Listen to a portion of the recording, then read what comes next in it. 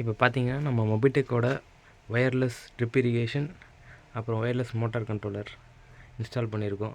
இது வந்து கம்ப்ரஸருக்கு ஒரு மொபைல் கண்ட்ரோலரும் இன்னொன்று கேட் வால்வ் 6 வால்வ் வச்சு இங்கே இருக்க ட்ரிப் இரிகேஷன் ஒயர்லெஸில் பண்ணியிருக்கோம். அங்கே 6 வால்வ் இருக்குது.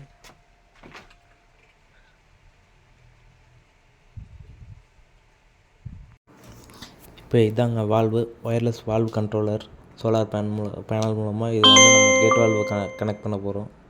ஸோ இப்போ ஒயர் லேயிங் ஒர்க் போயிட்டுருக்கு. இன்னும் அதோட கேபிள் ஜாயின் பண்ணிவிட்டு கண்ட்ரோலரில் நம்ம வந்து கனெக்ஷன் கொடுக்கணும். சோலார் பேனல் மூலமாக இந்த பேட்டரி வந்து சார்ஜ் ஆகிக்குங்க. இதுதான் ஒயர்லெஸ் வால்வோட கண்ட்ரோலர். இங்கே தான் நம்ம இதிலிருந்து லைன் எடுத்து இங்கே வால்வில் லைன் கொடுத்துருக்கோம். மேலே சோலார் பேனல் இருக்குது. ஸோ அது மூலமாக சார்ஜ் எரிக்கும். ஸோ இதுதான் நமக்கு வால்வுங்க. மொத்தம் 6 வால்வு இருக்குது.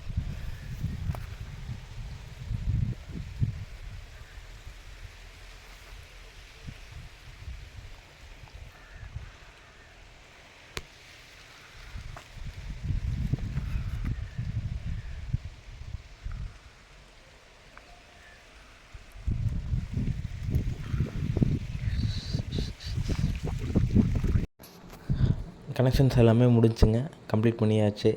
ஸோ எல்லா வால்வும் நம்ம கனெக்ட் பண்ணியாச்சு. அதை கொண்டாந்து மெயின் கண்ட்ரோலரோடையும் கனெக்ட் பண்ணியாச்சு. ஸோ நெக்ஸ்ட்டு இது பேரிங் பண்ணணும். மெயின் மோட்டார் ஸ்டார்டரையும் இங்கே இருக்க வால்வு கண்ட்ரோலரையும் நம்ம ஒயர்லெஸில் பேரிங் பண்ணணும்.